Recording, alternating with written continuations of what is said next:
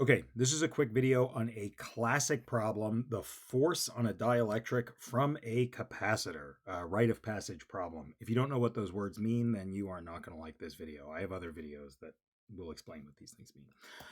Okay, we're going to do two cases, with and without a battery, and I'm going to explain why you do those cases differently.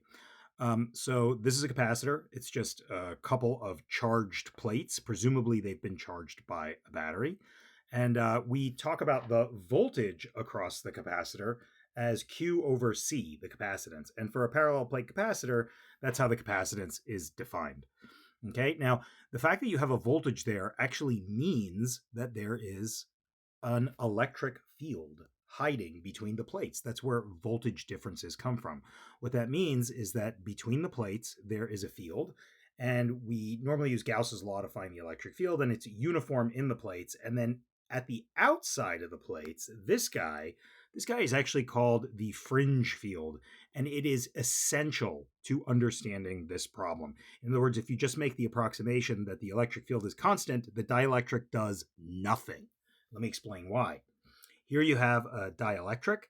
A dielectric just means any material that is made of atoms. When you put it in the presence of an electric field, a couple of things happen. Number one, all the little atoms that are inside the dipole, they polarize, and they polarize in the direction of the electric field. So here the fringe field points in this curvy direction. A bunch of little positives and negatives line up there. Over here, there's a bunch of positives and negatives that line up like that. In a previous video, I worked out these two cases. So if the molecules already have a dipole moment, they rotate into the field. If they don't already have a dipole moment, then they will polarize, and you will get a dipole moment that aligns with the field. Once they're aligned, a force is created, and that force depends on the rate of change of the electric field. This fringe field is non-uniform. The fact that the fringe field is non-uniform is what explains why there is a force on the dielectric. The dielectric is pushed toward where the field is bigger, which is inside the capacitor. You can check out my other video to see why that's true. Okay, so what happens is, because the field is non-uniform, a electric force is created on these little dipoles, and they all get sucked right in. And as they get sucked in, they align with the new field. So now notice they all point straight down. Now, another thing that happens is, once the dielectric is inside the capacitor, it polarizes. You've got, because the electric field, basically you have all the positive guys are down here, and all the negative guys are up here. Now, of course, there's dipoles throughout the entire slab, but the net effect of this is you end up with these so-called surface charge densities, and that has the effect that it actually reduces the field inside the dielectric. This is normally talked about in terms of E naught, which is the field from the capacitor without the dielectric, and then there's some induced field as a result of these dipoles that are created inside the dielectric. And if you want some vocabulary, typically we call this the displacement and the polarization. In other words, the polarization explains why the field is smaller inside the dielectric. The way we normally describe this in simpler terms is we just say, look, the electric field in the dielectric is reduced by some factor that depends on properties of the dielectric. If the electric field gets smaller, then the voltage gets smaller. And if the voltage gets smaller, then the capacitance increases, because now you can put more charge for the same voltage, okay? There's a problem with this, though, what I've drawn inside the capacitor, and the problem is this. The top plate is a piece of metal, and the bottom plate is a piece of metal. Now, I'm not saying that the potential between them is constant. In fact, if this isn't hooked up to a battery, the voltage definitely changes as the dielectric gets put in.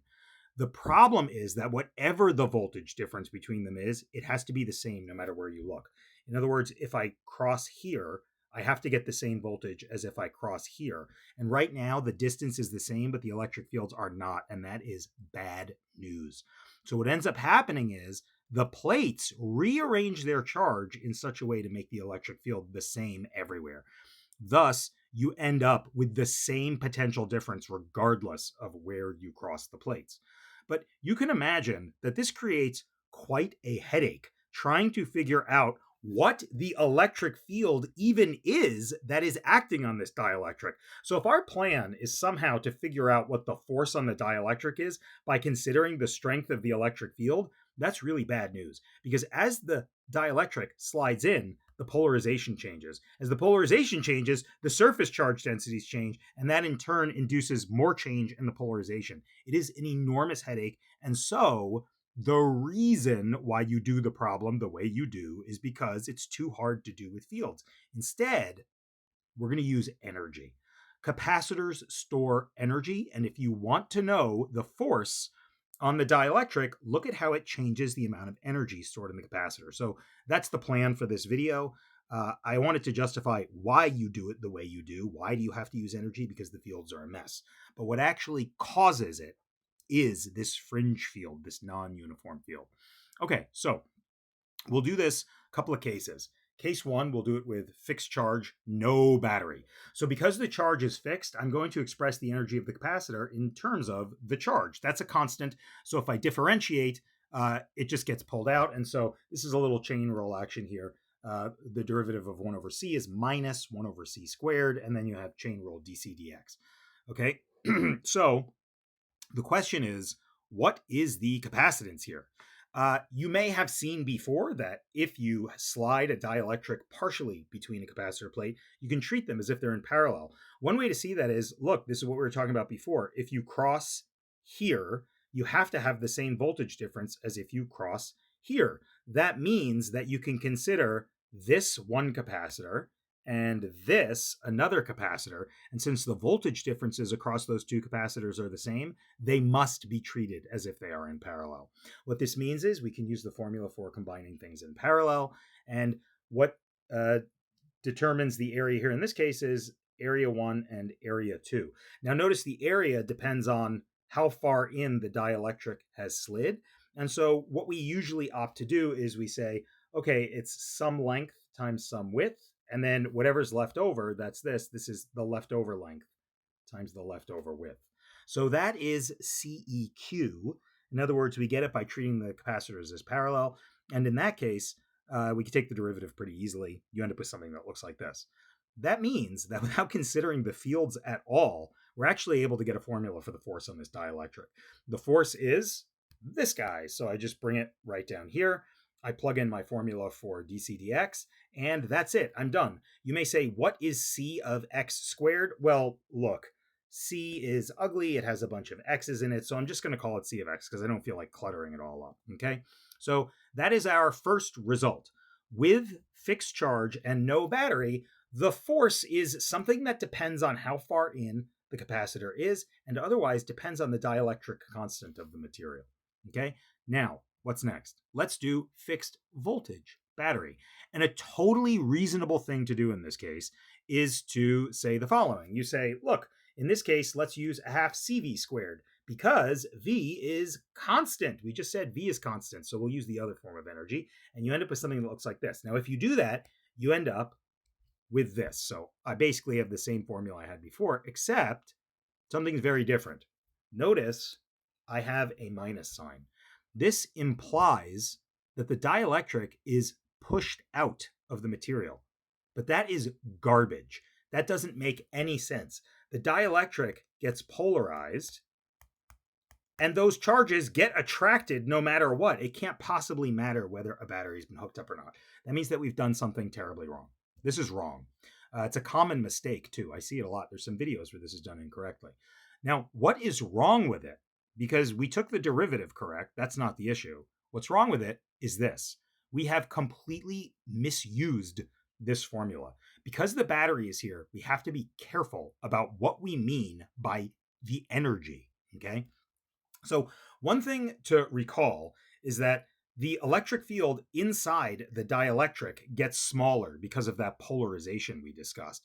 And when the charge was the thing that was fixed, well, these guys shrank and these guys grew, and they sort of were able to figure themselves out that way. That is simply not allowed in this case. It's not allowed because this voltage is not allowed to change. These electric field arrows are locked at their current size. That means these green ones have to grow. They do not have a choice. And the only way to make them grow is for someone to figure out how to put more charge there. That someone is the battery. And if you think about what the battery is doing, the battery is taking positive charges off of the negative plate and relocating them to the positive plate.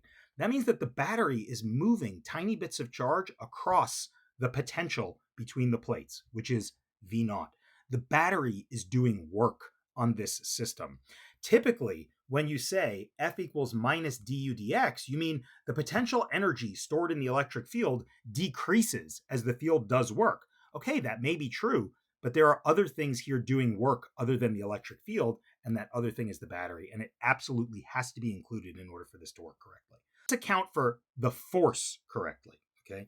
So what we say is the change in energy of the field is minus the work done by the field, because that's the field expending energy, and then plus the work done by the battery.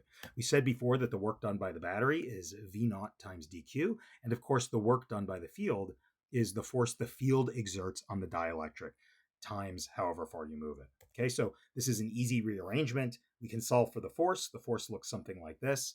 And now when we take the same thing we had before, so here's du dx. Du dx is the same as it was before. We use the same formula, only now instead of, so you could say Q equals CV, so that's CV naught. And so if you plug that in here, you end up with V naught times dc dx, so V naught squared times dc dx.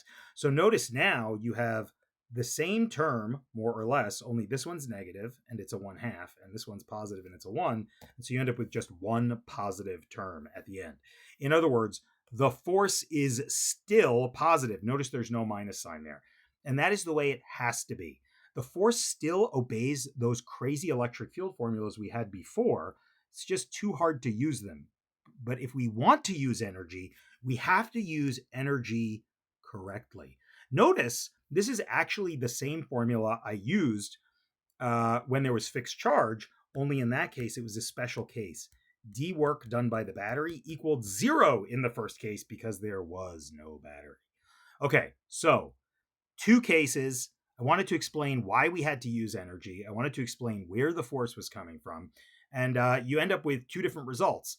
If you have fixed charge, then the electric field energy decreases as the dielectric is pulled in. And the reason it decreases is because work is done by the field. And in order to pull the dielectric in, you expend the energy stored inside the field. The force is attractive and it is not constant. As that charge moves itself around, things get funky. The other case is case 2, where you have fixed voltage and a battery. In this case, the electric field energy increases. Work is done by the field still, but also the battery. In fact, the work done by the field decreases the energy stored by the field, but since the work done by the battery is twice as big, the electric field energy increases anyway. In this case, the force is still attractive, and somehow the battery manages to arrange things such that it's a constant force all the way in. Okay, hopefully this video was more helpful than confusing.